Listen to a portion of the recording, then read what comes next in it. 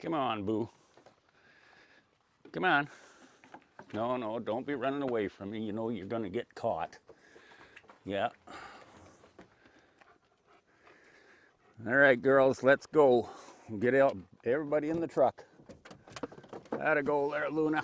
All right, Boo-Boo. Oh, there you go, Boo-Boo. All right, everybody's in. Let's go.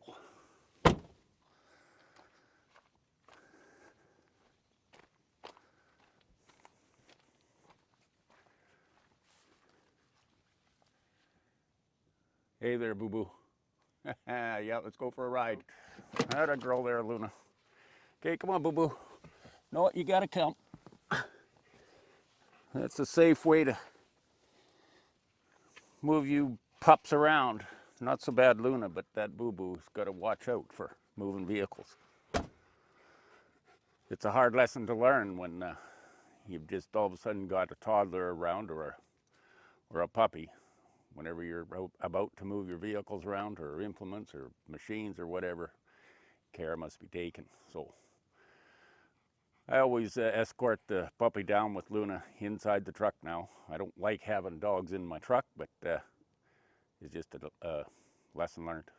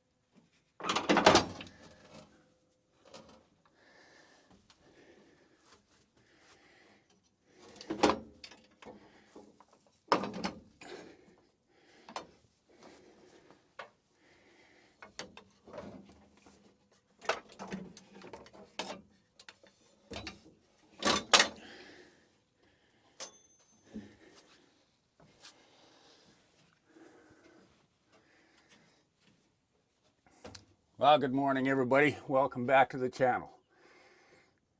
Caught me at more work inside this cab. It's a 922B. And the other day I got the master cylinders in. But now I got to put the treadle valves, throttle control, get all those air lines hooked back up, horn switch kind of thing lined up and put in place. It's going to be another god dang day of knuckle scraping and bruising of the body. All right, let's get after it.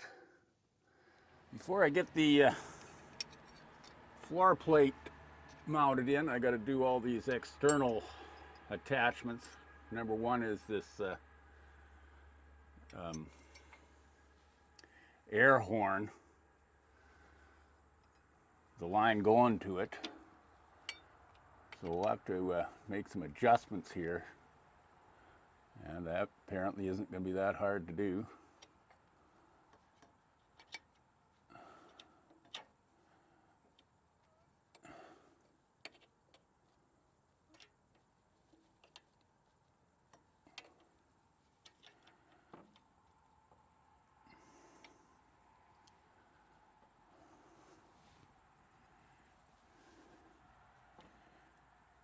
Just have to hold your tongue out of your mouth and pucker up your butt, and hopefully things are going to work out here.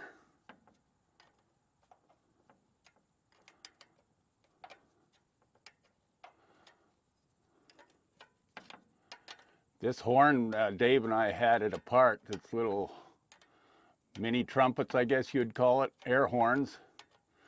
Today you run into buying an air horn, they sell you a little air pump and it plugs into 12 volts, but and they're pretty cheap.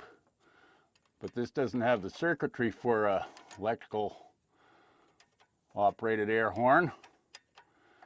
Plus it's just a bunch of Mickey Mouse attachments you got to do. So I'm keeping the main, or the original air horn, and amazingly, if you want to fix your air horn, it's going to be 3 times at least the price of just buying one of those cheap electric 12-volt operated air horns. So we're just going to keep it in place, the original, and it won't function. Never use the horn to back up anyway. Okay, that's in there. Now, it's going to tighten up these mounting bolts, and we're pretty much done in the front end here.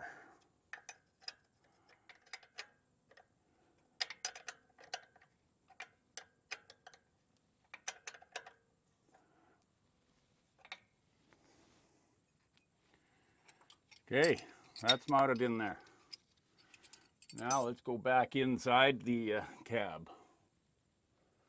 This air switch here is actually the horn. It's not necessarily a backup beeper. It's just a horn, you know, to announce your presence. They didn't have a backup beeper in these years. That was just later on tied to your reverse shifter. But this here is just press on this with your foot, got a little horn that beeps. That's back installed. Next thing is, I already got the throttle linkage in pin, but I'm needing a cotter pin, but if I can find a nail, I wouldn't be opposed to putting that in there. But next we're going to work on the airline that goes back toward the transmission when you press the left treadle valve. This one, this hose is connected underneath there somehow, and it goes puts air back to your transmission, puts it in neutral. So we'll turn that around and wrestle with that next. When you press the left treadle valve, this one, this hose is connected underneath there somehow, and it goes puts air back to your transmission, puts it in neutral. So we'll turn that around and wrestle with that next.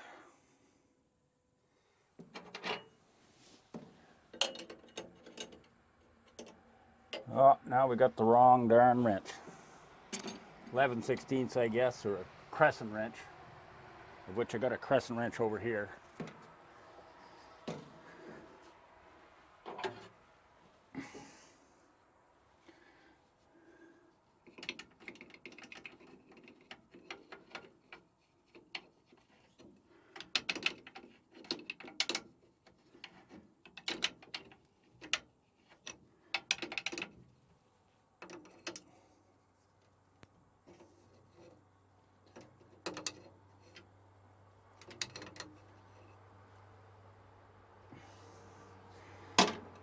Okay, that's in there. Hopefully that's going to lay down.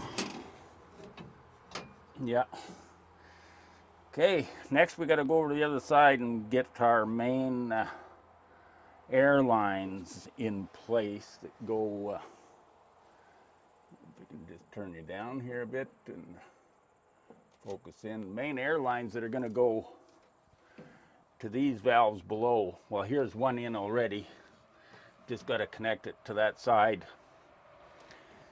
where the steel lines take over and go up underneath the floor plates.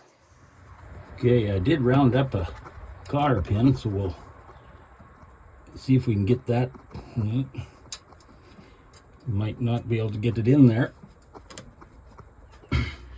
Nothing is easy.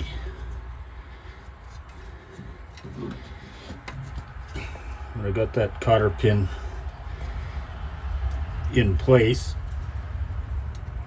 bent over so it'll stay in. That's the throttle mechanism. Got that in there. I don't have a set of pliers here, some angled well, wire cutters, whatever. I just don't have a set of wire cutters here to cut them tabs off, but we'll get that done. Now we can go ahead and lay this floor plate in place. Okay, we got the air lines hooked up underneath those floor plates, plus I got all the mounting bolts to the floor plates in place. They're not tight. I don't want to tighten them down until, well, we get the engine running. So next is those two brand new red air lines I got to put on. I'll take that from the other side.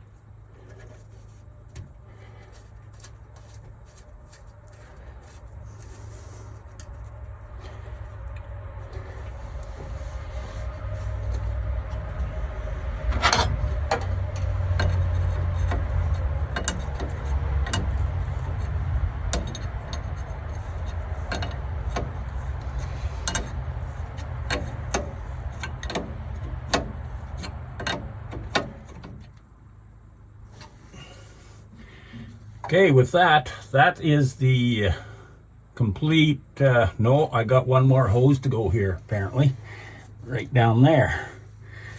So we're not quite done yet. I'll have to bring that up and around, get that screwed to this here elbow underneath here. Okay, we better get after that next. Okay, I had to undo that floor plate and lift it right up to get that final 1/2 inch air hose into the street elbow.